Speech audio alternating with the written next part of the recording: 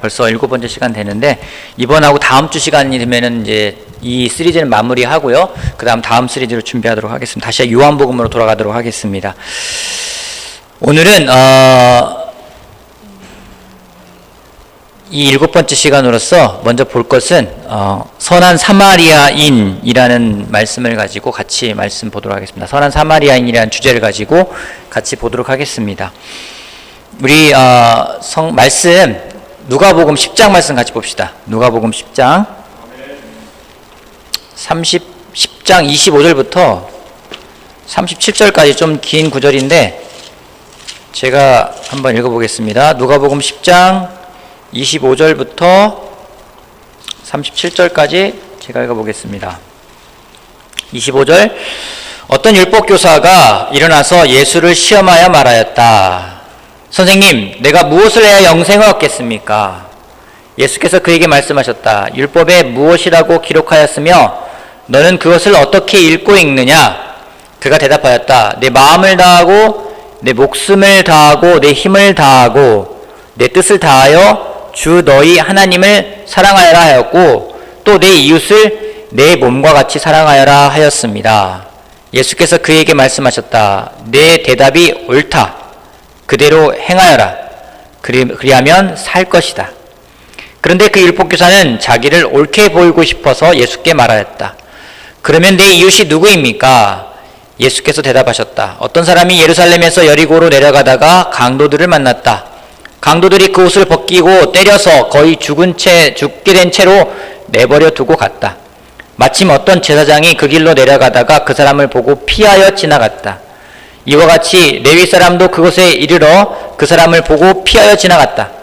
그러나 어떤 사마리아 사람은 길을 가다가 그 사람이 있는 곳에 이르러 그를 보고 측은한 마음이 들어서 가까이 가서 그 상처에 올리브 기름과 포도주를 붓고 싸맨 다음에 자기 짐승에 태워서 여관으로 데리고 가서 돌보아 주었다. 다음 날 그는 2데나리온을 꺼내어서 여관 주인에게 주고 말하기를 이 사람을 돌보아 주십시오. 비용이 더 들면 내가 돌아오는 길에 갚겠습니다 하였다. 너는 이 세 사람 가운데서 누가 강도 만난 사람에게 이웃이 되어 주었다고 생각하느냐? 그가 대답하였다.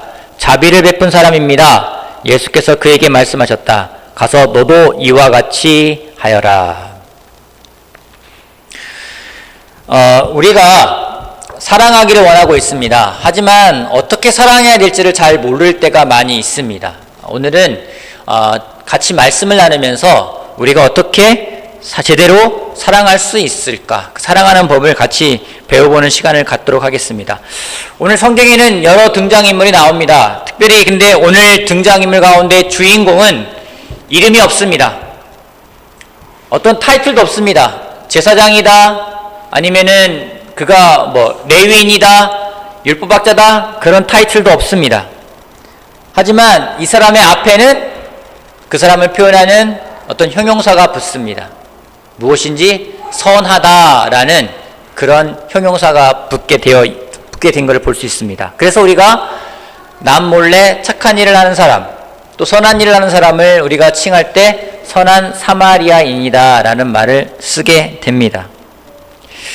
이 사람을 통해서 예수님이 말씀하고자 하신 것은 무엇인지 가장 중요하다고는 계명, 하나님을 사랑하고 이웃을 사랑하는 그 부분에 있어서 과연 이웃을 사랑한다는 것이 무엇인지에 대해서 예수님이 이 비유를 통해 말씀하고 계십니다.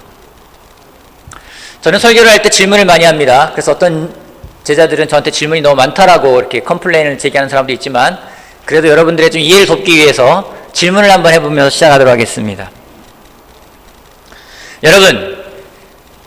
여러분이 살아가는 삶의 목표는 무엇입니까? 좀 질문을 바꿔볼까요? 우리 제자라고 불리는 사람들은 예수님을 따라가고 예수님을 배워가고 예수님처럼 되기를 원하는 제자들은 무엇을 추구하는 사람들일까요? 하나님의 영광? 많은 사람들이 추구하는 것이 있습니다. 대부분 부유함을 추구합니다. 아니면 명성을 추구합니다. 또는 내가 성공하던가 또 많은 부모들은 자식이 잘 되기를 바라는 것을 추구하면서 살아갑니다. 그 사람이 추구하는 것이 무엇인지를 알 수 있는 가장 좋은 방법이 있다면 그 사람의 기도 내용을 들어보면 됩니다. 같이 기도해보면 그 사람의 현재 상황과 그 사람이 추구하는 것이 무엇인지를 알 수가 있습니다. 많은 사람이 기도합니다. 특별히 대한민국은 기도라는 것이 굉장히 유명한 그런 나라임에 틀림이 없습니다. 정말 많은 기도원이 있습니다. 뭐 이름도 거창합니다. 하늘산 기도원, 오산리 기도원, 옛날에 다 가봤던 그런 기도원들인데 그곳에서 기도하는 사람들의 기도를 보면은요 열정적입니다. 굉장히 열정적으로 왠지 그곳에서 기도를 하면은 다 이루어질 것 같고 그렇게 기도해야 될 것처럼 느껴질 때가 있습니다. 대부분 기도들 내용들은 무엇을 달라고 구하는 기도를 많이 합니다. 주님 주시옵소서, 주시옵소서. 그런 말을 씁니다. 주시옵소서, 주실 줄 믿습니다라고 말하면서 기도를 합니다. 기도 제목은 나쁜 것들이 아니에요. 대부분 부모들은 자기 자식이 잘 되기를 기도합니다. 우리 아이가 잘 될 수 있게 도와주세요. 건강할 수 있게 도와주세요. 직장을 잘 구할 수 있게 도와주세요. 결혼할 수 있게 도와주세요. 또 가족이 잘 되는 것을 구합니다. 어떤 사람들은 사업이 잘 되는 것을 기도하는 사람도 있습니다. 그래서 주시옵소서를 반복하면서 그 사람들은 기도합니다. 우리도 마찬가지입니다. 우리들이 구하는 것도 비슷한 것을 구합니다. 다르지 않습니다. 저도 마찬가지입니다. 저도 그러한 부분들을 구하는 기도를 많이 올립니다. 근데 가끔 제가 저의 기도를 듣고 있자면은 그런 생각이 들어요. 내가 정말 구하는 게 무엇이? 너무나 내 중심적인 것들만 구하고 있는 건 아닌가? 내가 세상 사람과 다르게 구별되어져 구하는 것이 과연 무엇인가? 나는 그런 생각이 들 때가 있습니다. 한번 오늘 우리가 생각해 보았으면 좋겠습니다. 오늘 내가 추구하고 있는 것은 과연 무엇인가? 또 반면에 우리는 예수님의 제자라 불리는 사람들은 과연 무엇을 추구하는 사람이어야 하는가? 라는 질문을 우리 스스로에게 해보는 것은 굉장히 필요한 부분이라 저는 생각을 합니다. 이 율법학자는 추구하는 것이 있었습니다. 그러기에 예수님에게 와서 물어봅니다. 그가 예수님에게 와서 물어보는 질문은 굉장히 세상 사람들이 흔히 구하는 그런 질문들이 아닙니다. 25절에 이런 말씀이 있습니다. 다시 보면은 선생님, 내가 무엇을 해야 영생을 얻겠습니까? 여러분 영생을 구해본 적 있으세요? 영원한 생명을 구해본 적 있으세요? 이 율법학자는 와가지고 선생님 제가 무엇을 해야 그 영원한 생명을 얻겠습니까?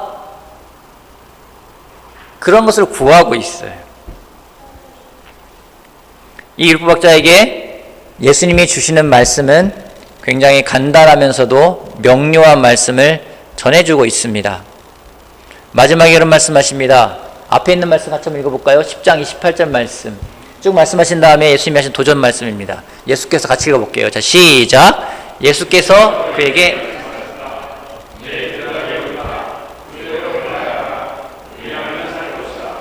율법학자가 모르는 게 아니었습니다. 율법학자는 알고 있는 사람이었습니다. 무엇을 해야 영생을 얻는지를 그는 알고 있었어요.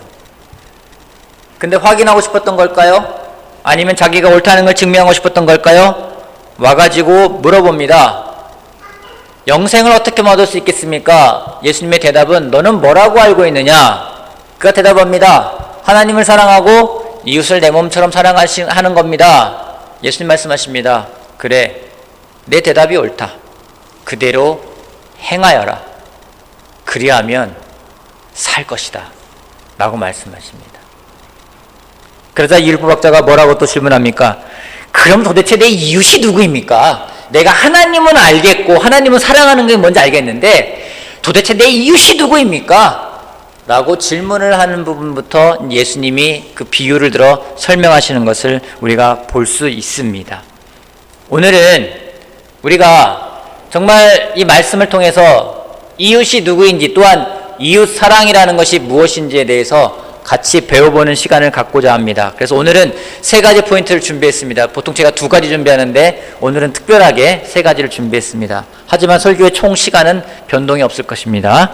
자, 첫 번째는요, 이웃사랑은 성숙합니다 라는 부분입니다. 이웃사랑은 성숙합니다. 이웃사랑은 성숙합니다. 여러분 성숙하십니까? 성숙하다는 게 뭘까요? 성숙하다는 게 무엇일까요? 예수님 닮는 겁니까? 우리 김대하 형제는 동이나 하란이나 하은이를 보면서 얘네들 참 성숙해졌다라고 느낄 때가 있나요? 언제 그런 걸 느끼나요? 배려심이 많을 때, 그죠? 우리 정재현 형제는 국현이나 석현이 보면서 얘네들가 성숙해졌네라고 느낄 때가 있죠. 언제예요? 배려도 하고 챙겨주려고 하다 하고 공통적인 부분이 나옵니다. 뭔가를 남을 배려하려고 할 때. 저도 마찬가지입니다. 제 딸아이가 어느 날 안 하던 행동을 할 때가 있어요. 갑자기 아빠를 챙기고 엄마를 챙기고 뭐 문을 열어주고 뭐 물건을 들어주고 이럴 때 저나 아내나 굉장히 감동을 받으면서 우리 딸이 성숙해졌구나 라고 이야기를 합니다.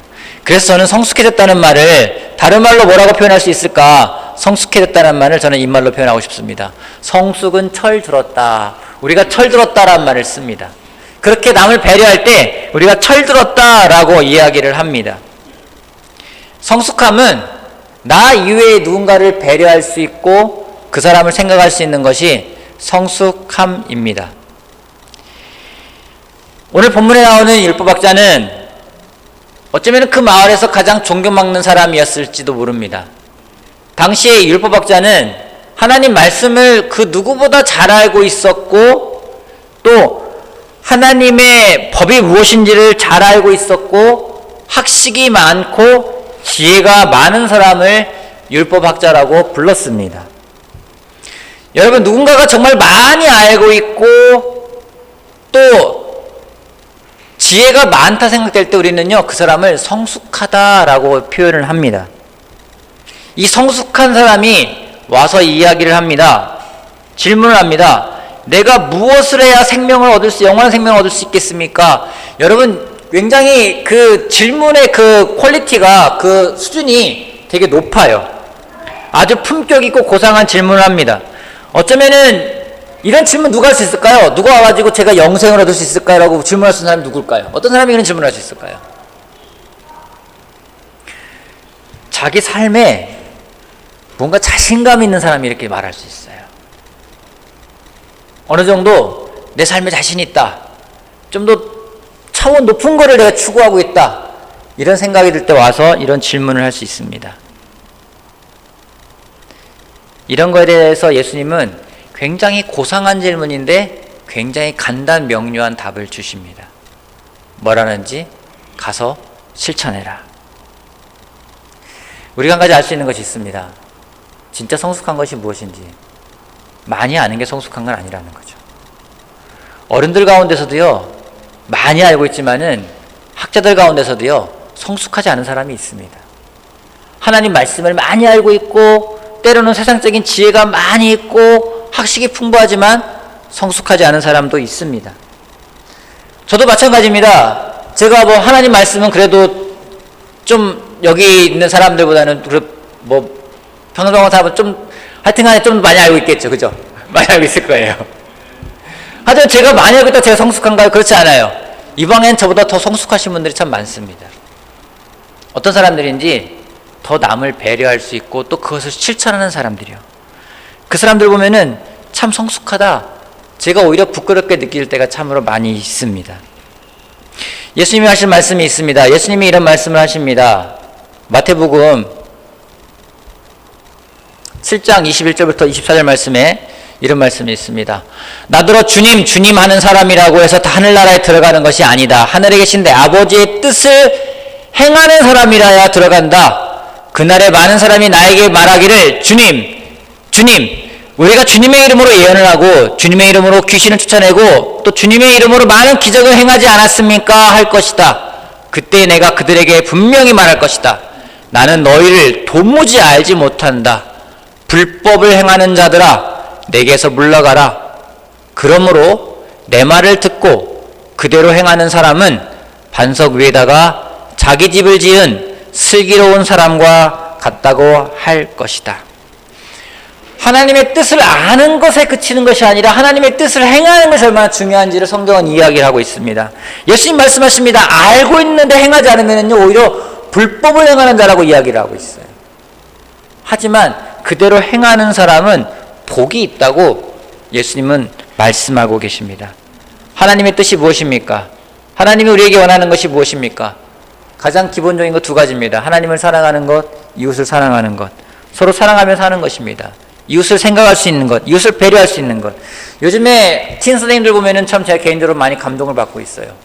일요일 아침이면 9시 반이면 예배당에 오면은 벌써 예배당 한쪽 구석에서, 저 주일학교 한쪽 구석에서 따로 떨어져서 4명, 3명 뭐 이렇게 앉아서 마스크를 쓰고 거리를 두고 성경 공부를 합니다. 틴 아이들 도와주기 위해 성경 공부를 하고 있어요. 또 팀 부모는 그 아이를 데리고 교회에 옵니다. 와서 한쪽에 앉아서 팀 부모는 팀 부모대로 나름대로 또 시간을 보냅니다. 굉장히 감사해요. 어쩌면 꺼려할 수 있고 피할 수 있고 힘들어할 수 있는데 그 누구보다 일찍 나옵니다. 와서 앉아서 아이들을 도와주고 있는 모습을 보면요, 아, 정말 저게 사랑하는 모습이 아닐까 생각을 하게 됩니다. 요즘에 저희 또 작년부 그룹, 무지개 그룹 보면은 참 되게 감동을 받지 아니할 수가 없어요. 코로나가 시작되면서 같이 예배를 못 드리니까 한 소그룹으로 모여서 예배를 드리기 시작하면서 같이 그 관계가 굉장히 끈끈해진 걸 볼 수가 있어요.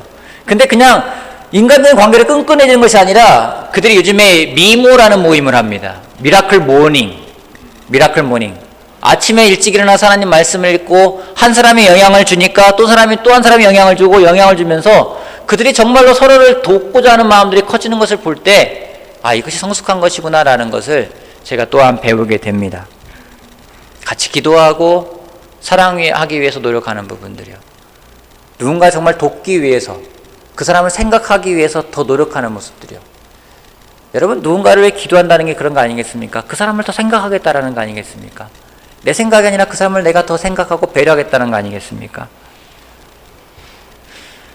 성숙의 의미는 나 자신이 아니라 다른 사람을 돌볼 때에 사용되어지는 단어입니다. 나만 돌보면 성숙이란 말을 쓰지 않습니다. 그러기에 이웃을 사랑한다라는 것은 다른 사람을 돌보는 것이기 때문에 이웃 사랑은 성숙함입니다. 여러분, 성숙한 사람이 되고 싶습니까? 그럼 이웃을 사랑하는 사람이 되기를 제가 권하고 싶습니다. 그럼 이웃이 누구인가? 우리도 그런 질문을 할 수 있을 것 같아요. 아, 이웃 사랑하는 거 알겠어요. 그럼 이웃은 누구인가? 이웃이 누구인지 같이 보도록 하겠습니다. 다시 한번 말씀 같이 보도록 하겠습니다. 두 번째 포인트는요, 이웃 사랑은 가까이 다가가는 것이다 라는 말씀을 같이 나누고 싶습니다. 여러분, 이웃이 중요한 존재입니까? 중요하지 않은 존재입니까?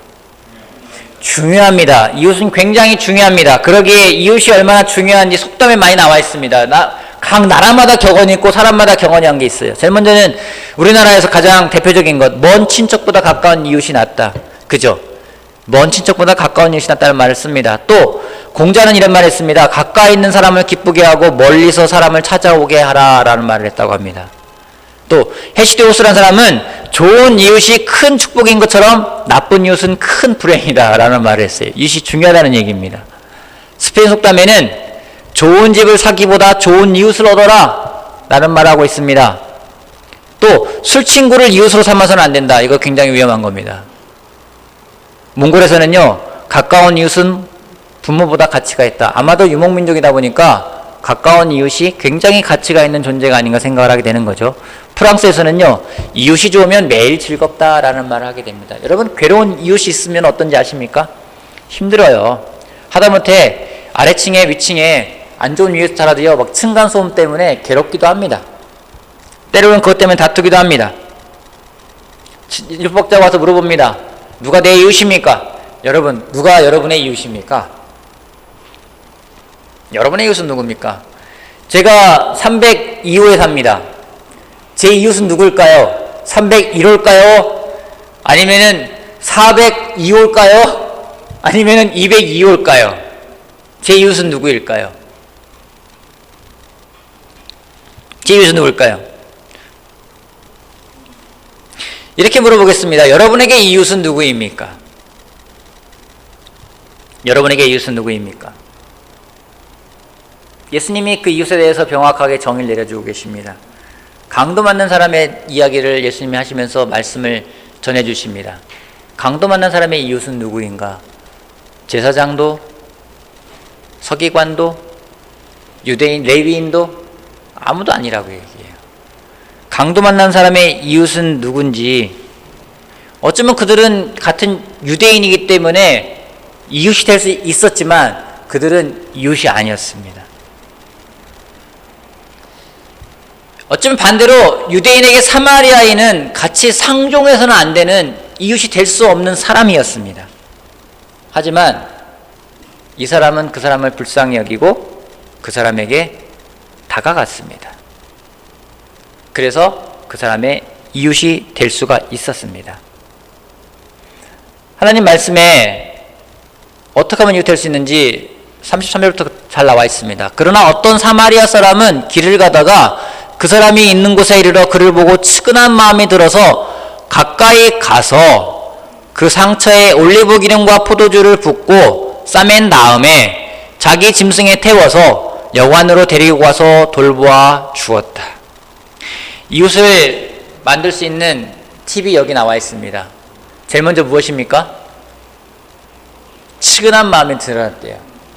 측은한 마음이 들었다고 이야기합니다. 측은한 마음이 들었고 그 다음에 했던 것은 무엇인지 그 사람에게 다가가는 겁니다. 이웃을 만들기 위해서는요, 다가가는 것이 무엇보다 중요합니다. 옆집에 살지만 301호가 저에게 이웃이 아니에요. 왜냐면 제가 다가가지가 않아요. 그 사람이 또 저에게 다가오지 않습니다. 요즘은 서로에게 다가가기 힘든 시간입니다. 코로나가 어쩌면요 우리에게 이웃을 빼앗아가는 시간인지도 모르겠어요. 반대로요, 이 시간이 우리의 이웃을 가장 만들 수 있는 좋은 시간이 될 수도 있다 저는 생각을 합니다. 사마리아 사람은 다가갔습니다. 다가가고 자기가 생각하고 있는 귀한 것들을 부었습니다. 올리브 기름과 포도주는 여행자에게 굉장히 중요한 부분입니다. 그것을 부어서 싸맸습니다. 자기 짐승에 태웠어요. 자기 차에 태웠다는 얘기죠. 그리고 여관에 갔습니다. 치료하러 갔다라는 겁니다. 그리고 그 다음날까지 돌보아 줍니다. 아까 말했듯이 이웃은 저절로 생기는 것은 아니에요. 어떤 사람이 내 옆집에 이사 왔다고 그 사람이 제 이웃이 되는 것은 아닙니다. 이웃은 만들어지는 겁니다. 이웃은 저절로 생기는 것이 아니에요. 결코 자연스럽게 생기는 것도 이웃이 아닙니다. 이웃은 만들어야만 되는 것입니다. 요즘 형제들이 나이가 들어갑니다. 저도 나이가 들어갑니다. 여기 저보다 나이 많은 사람들 많이 있겠지만은 이제 올해 51입니다. 아까 우리 틴 형제가 와서 이야기길래 제가 물었습니다. 너는 언제 설교할래? 너도 설교해야지. 그러니까 10년 후에 할게요 그러더라고요. 그래서 10년 후면 내가 60일이다. 빨리 해야 되지 않겠니라고 제가 얘기를 했어요. 여러분, 나이 들어가면서 사람들이 느끼는 게 뭔지 아십니까? 나이 들어가면서 형제들이 그런 말을 해요. 외롭다고. 아내랑 살면 살수록 외롭대요. 형제들끼리 모이면 모일수록 외롭대요. 왜 외로운 걸까요? 여러분, 왜 외로운지 아십니까? 이유는 한 가지예요. 이웃이 없으면 외로워요. 하나님이 우리에게 주신 것은요, 하나님 사랑하는 거하고 이웃 사랑하는 건데 이웃이 없으니까 외로운 거예요. 사랑해야 될 사랑을 이 땅에서 사랑해야 될 대상이 없기 때문에 외로운 겁니다. 그러기에 이웃은 우리에게 필요합니다. 여러분, 이웃을 만들고 계십니까? 아니면 이웃이 생기기를 바라고 계십니까? 이웃은 생기지 않습니다. 이웃은 만드는 겁니다. 먼저 다가가는 겁니다. 먼저 다가가는 겁니다. 그리고 나에게 귀중한 부분들, 나에게 소중한 부분들을 같이 나누는 겁니다. 예수님이 그 방법을 알려주고 계세요.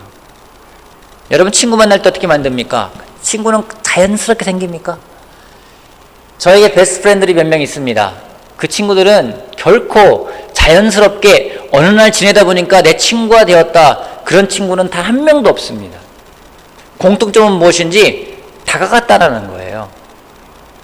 베스트 프렌드 형 친구들은요, 제가 먼저 요청을 했습니다. 나 너하고 베스트 프렌드 하고 싶어. 다가가서 말을 걸었습니다. 그래 친구가 되는 겁니다. 그렇게 하면 친구 되잖아요. 어떤 친구는 한 10년 동안 왕래를 못할 때가 있어요. 그래도 베스트 프렌드예요. 만들어졌기 때문에요. 한 가지 부탁은, 여러분들에게 부탁은 이웃을 만들겠다는 마음의 결정을 해보기를 바라는 것입니다. 지금이야말로 이웃이 필요합니다. 어쩌면 코로나 바이러스로 인해서 점점점 더 외로워질 수 있는 사람들이 많을 것 같습니다. 이 시간이 길어지니까 우울해지는 사람도 참 많습니다. 주변에 우울하다는 얘기를 많이 들어요. 못 만나니까요. 이웃이 점점 잘라져 나가는 느낌이 되니까요. 무엇을 해야 될까요? 여러분, 이 시간에 먼저 다가가십시오. 물리적으로 다가가기는 어려울 것입니다. 하지만 여러분들이 방법을 강구해 보십시오. 전화 걸 수도 있고요. 같이 메일을 보낼 수도 있고요. 아니면 같이 무엇인가 같이 공유할 수도 있고요. 아마 이 시간이 그렇게 만들어진 이웃이라면 이 코로나 바이러스가 끝나서 같이 만났을 때는 더 가까운 이웃이 되지 않을까 생각을 하게 됩니다. 이웃 사랑은 먼저 다가가는 겁니다. 먼저 다가갈 때 이웃 사랑이 생길 수 있습니다.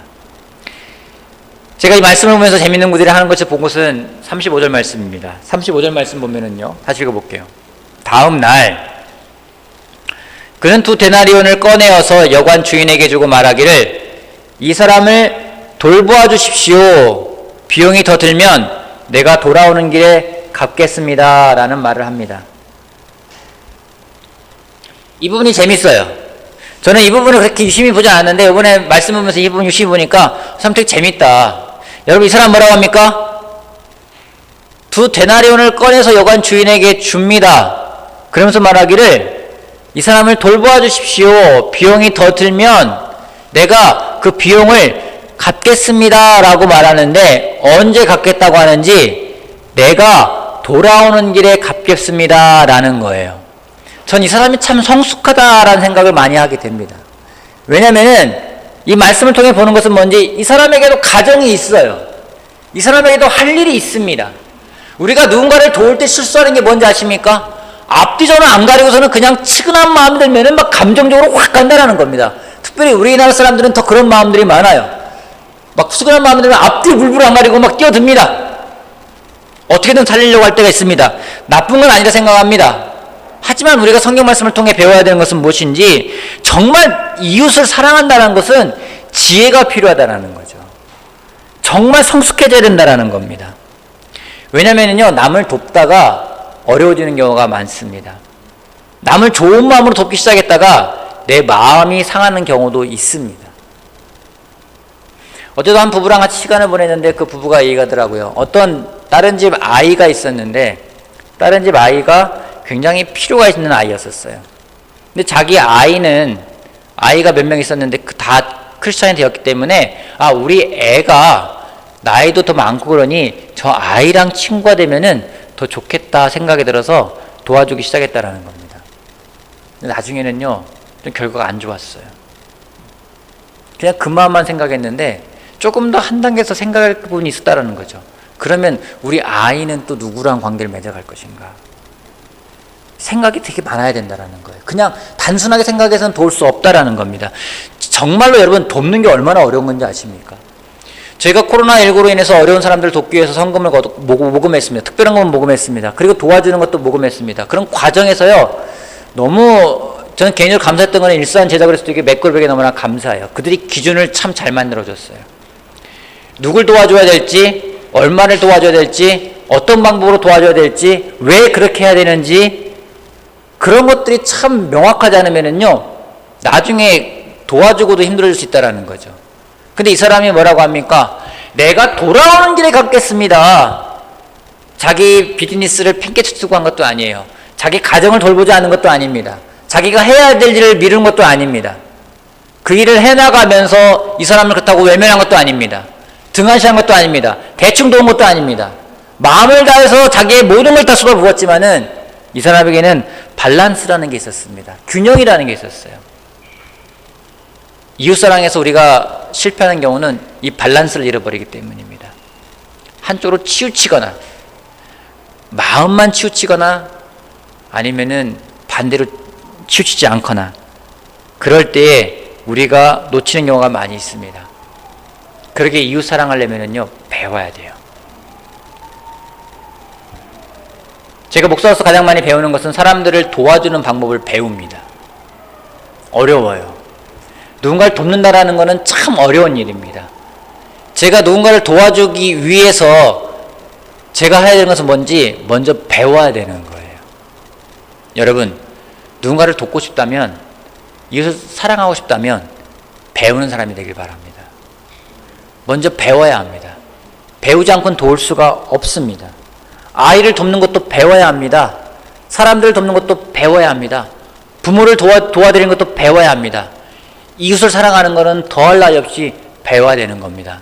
배우지 않고 내 방식대로 하다가는 오히려 더 내 마음만 상하는 경우가 많이 있습니다. 하나님은 말씀하고 있습니다. 성경은 약속하고 있습니다. 내가 이것을 알고 행하면 살 것이다. 영원한 생명을 원하는 그 율법학자에게 예수님이 명확하게 말씀하십니다. 내가 이것을 알고 그대로 행하면 내가 살 것이다.